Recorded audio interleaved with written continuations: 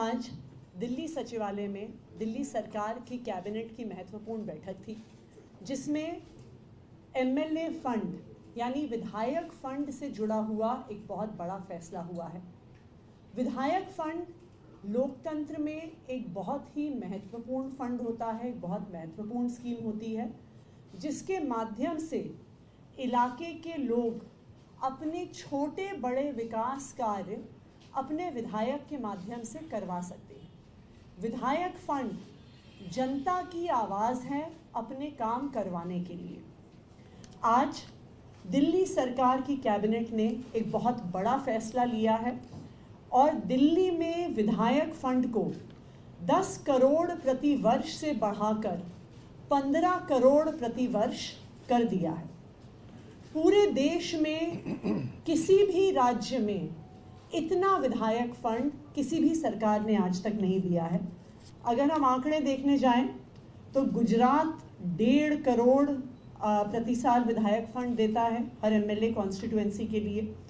आंध्र प्रदेश, कर्नाटका 2 करोड़ हर साल देते हैं।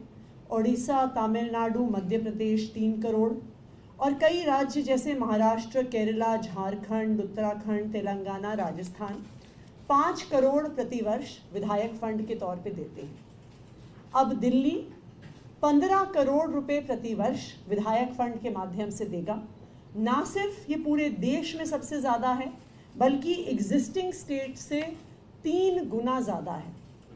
पिछले 10 साल से दिल्ली की सरकार अरविंद केजरीवाल जी के नेतृत्व में दिल्ली के लोगों के लिए काम करती आई है, चाहे वो झुग्गी झोपड़ी में रहने वाले दिल्ली वाले हों, चाहे अनऑथराइज्ड कॉलोनीज़ में रहने वाले दिल्ली वाले हों, चाहे बड़ी बड़ी कोठियों में रहने वाले दिल्ली वाले हों। उसी तरह से आने वाले समय में भी लगातार दिल्ली सरकार दिल्ली के लोगों के लिए काम करती रहेगी।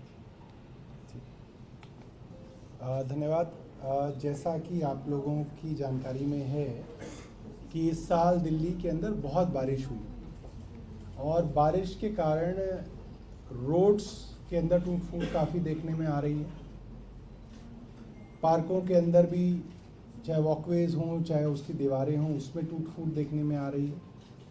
और बढ़ी हुई बारिश के चलते सीवर की समस्या भी बहुत जगह देखने में आ रही है। सीवर सेटल हो गए हैं या सिल्टेड हो गए हैं, नई सीवर लाइन डालनी है।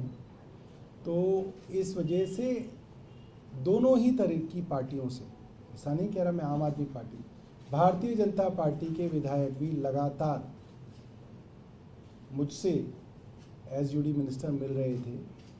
हमारी पार्टी के विधायक भी लगातार मिल रहे थे कि विधायक निधि को अगर बढ़ा दिया जाए तो लोगों को फौरी राहत मिल सकती है। और विधायक फंड के अंदर अच्छी बात यह है कि विधायक फंड को बनाया ही इसलिए गया था, एमपी फंड और एमएलए फंड, ताकि अगर कोई विधायक अपने क्षेत्र में जाए और वहाँ पे कोई काम दिखे तो ऐसे काम जो तुरंत विधायक करवा सके, उसके लिए एमएलए को एक फ़ंड दिया गया था। और मुझे लगता है कि यहाँ पे इस फंड को बढ़ाने की एक सबसे बड़ी मंशा ये है कि बहुत ज़्यादा डिपार्टमेंट्स के सैंक्शंस के अंदर बहुत ज़्यादा समय लगता है, प्रोजेक्ट्स बनते हैं। उससे अच्छा ये होगा कि विधायक छोटी जो फौरी राहत जो है जनता को विधायक निधि के द्वारा दे सके। फंड में बढ़ोतरी की अभी बीजेपी ने आज एक प्रेस कॉन्फ्रेंस की, उनका आरोप है कि दिल्ली सरकार लगातार डेफिसिट में जा रही है, राजस्व घाटे की तरफ जा रही है। भारतीय जनता पार्टी 22 राज्यों में सरकार चलाती है। मैं उनको चैलेंज दे रही हूं, वो एक राज्य का नाम बता दें जहां पे मुनाफे में वो अपनी सरकार चलाते हैं।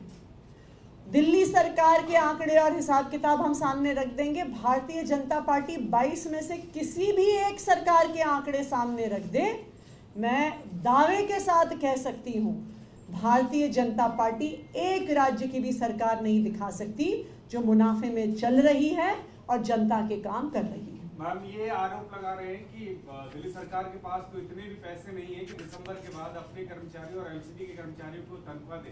7,500 करोड़। मैं तो आपको बता रही हूँ कि वो दिखा दें। भारतीय जनता पार्टी शासित एक भी राज्य दिखा दें जहां पर वो मुनाफे की सरकार चला रहे हों, जैसे दिल्ली में 10 साल से आम आदमी पार्टी ने चलाई है। सर, हरियाणा के नतीजा है, राहुल गांधी ने आज अपनी पार्टी के नेताओं से कहा कि तुमने सेल्फ बात हो, चाहे बाकी चीजों की बात हो, क्या कहें? देखिए, राहुल जी अगर अपनी पार्टी के विधायकों को कुछ कह रहे हैं उसमें हमारे कहने की क्या गुंजाइश है? ये तो उनका अपनी पार्टी का मामला है। मैम, एक वीडियो आया था सुबह, आप घर में बैठी हुई थी, सामान पैक किया हुआ रखा हुआ था और वहीं से आप काम कर रही थी। बीजेपी आरोप लगा रही है कि अगर वो घर अलॉट ही नहीं हुआ था सिक्स फ्लैग स्टाफ रोड, तो उस घर में आप कैसे सामान लेके चली गई थी जो सामान पैक होकर वापस आया? मैं आप बोलते ज्यादा अच्छा होगा। मैं आपको सुबह भी बताया, मैंने आपको दो उदाहरण ऐसे हैं जो पूरी तरीके से मीडिया की नजरों में हुए। मनीष सिसोदिया जी ने इस्तीफा दिया, सत्येंद्र जैन साहब ने इस्तीफा दिया। दोनों के घर मुझे और आतिशी जी को अलॉट हुए। आपने, ये भी आपको जानकारी है, दोनों के परिवार कुछ दिनों तक उन्हीं घरों में रहे। मनीष जी का परिवार भी रहा, सत्येंद्र जैन साहब का भी परिवार रहा। आपने कभी देखा हो कि मनीष जी के घर पे पीडब्ल्यूडी ने ताला लगाया हो और मनोज जी के परिवार को और उनके सामान को सड़क पे उतारा हो कि भाई अब जो है ताला लगाने का टाइम है, अब हम इसके अंदर जो है वो जो क्या कर रहे हैं, वो सर्वे कर रहे हैं, क्या कर रहे हैं उसके अंदर, इन्वेंट्री इन्वेंट्री कर रहे हो? कभी आपने देखा? जैन साहब का परिवार था, वो घर मेरे नाम पे अलॉट हो गया। उनका घर साफ सफाई में और दोबारा से ठीक करने में थोड़ा समय लगा, थोड़े समय वो रहे उस सरकारी घर में। आपने कभी देखा हो कि वहां पे इन्वेंट्री बन रही हो? ये पूरी तरीके से जो है उल जुलूल और निम्न स्तर की राजनीति है और ये बहुत शर्मनाक है कि इस तरीके से एलजी दफ्तर द्वारा इन कामों के अंदर समय व्यर्थ किया जा रहा है। वो समय व्यर्थ कर रहे हैं। उनको दिल्ली के अंदर जो एलजी बनाया गया काम के लिए बनाया गया। थोड़ा पुलिस देखो, गैंगस्टर्स को देखो, ये सब करो। किन कामों में लगे हुए एलजी साहब वो देखें। लेकिन सर अभी दोनों ही घरों में लिस्ट ऑफ इन्वेंट्री बनी हुई है, तो वहां भी बना लेते, तो आतिशी गए अभी बना लेते। सर सवाल सुनिए। हाँ, ये कहना है कि सरकारी रिकॉर्ड में सारे कागजात हैं, लिस्ट ऑफ इन्वेंट्री बनी हुई है, सिर्फ इस घर में नहीं हुआ है, सिक्स फ्लैग स्टाफ रोड में, अरे वो भाई, आप लोग नहीं करने दे रहे। मैं आपको बता तो रहा हूँ, भारतीय जनता पार्टी जो कह रही है वो कोई ना मानेंगे। जो हमने देखा है, आपने कभी देखा हो कि मनीष सिसोदिया जी के AB 17 पे ताला लगा हो, 2 दिन लगा हो कि जी 2 दिन ताला इसलिए लगा है क्योंकि हैंडिंग ओवर टेकिंग ओवर में 2 दिन लगता है और वो लिस्ट ऑफ इन्वेंट्री बन रही है? कभी आपने सुना है? कभी आपने देखा है? कागजों में होता होगा, खाना पूर्ति होती होगी। या आपने देखा हो कोई मेंबर ऑफ पार्लियामेंट मंत्री बन गया सेंट्रल गवर्नमेंट में, तो मेंबर ऑफ पार्लियामेंट के घर पे ताला लगा दिया, उसका सड़ाक इंडिया, उसका जो सामान है वो इंडिया गेट पे रख दिया कि अब ये 2 दिन यहाँ रहेगा और फिर जो है वो मंत्री के घर के अंदर वो पहुंचेंगे? ऐसा कभी देखा हो, सुना हो तो आप भी बताओ मुझे। मैंने तो नहीं सुना, ना मैंने देखा। ये बेफिजूल की बकवास जो है, इनसे बचना चाहिए एलजी कार्यालय को। मैम, आप ही के विभाग में ताला लगा दिया आपके घर पे, एक प्रतिक्रिया तो आप दे दीजिए।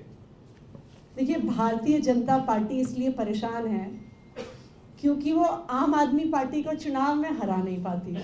वो चुनाव लड़ते हैं, मुंह की खाते हैं, सिंगल डिजिट से ज़्यादा अपने विधायक नहीं बढ़ा पाते, तो अपना मुख्यमंत्री नहीं ला पाते। उसके बाद उनका मुख्यमंत्री नहीं बनता, उनकी सरकार नहीं बनती, तो वो ऑपरेशन लोटस शुरू करते हैं कि किसी तरीके से विधायकों की खरीद फरोख्त करके अपनी सरकार बना लें, अपना मुख्यमंत्री बना लें। वो दिल्ली में वो भी नहीं कर पाए। फिर उन्होंने एक तीसरा पैंतरा अपनाया कि आम आदमी पार्टी के नेताओं को जेल में डाल दो, विधायकों को जेल में डाल दो, पार्टी तोड़ दो, पार्टी ख़त्म कर दो कि किसी तरह भारतीय जनता पार्टी का मुख्यमंत्री बन जाए। वो भी नहीं कर पाए। तो अब वो चाहते हैं कि मुख्यमंत्री तो बन नहीं पाए, किसी तरह से मुख्यमंत्री आवास पर ही कब्जा कर लें। उनका बहुत बहुत स्वागत है। अगर भारतीय जनता पार्टी को मुख्यमंत्री आवास पर कब्जा करके मन की शांति मिलती है तो उनका स्वागत है। आम आदमी पार्टी के विधायक, आम आदमी पार्टी के मंत्री मुख्यमंत्री आवास, बड़े बंगलों के लिए, बड़ी गाड़ियों के लिए राजनीति में नहीं आए हैं। हम दिल्ली के लोगों के लिए काम करने आए हैं। अगर हमें ज़रूरत पड़ेगी, हम सड़क पर बैठकर भी दिल्ली के लोगों के लिए काम करेंगे। ये सारे बंगले भारतीय जनता पार्टी को मुबारक हो। हम दिल्ली वालों के दिल में रहते हैं।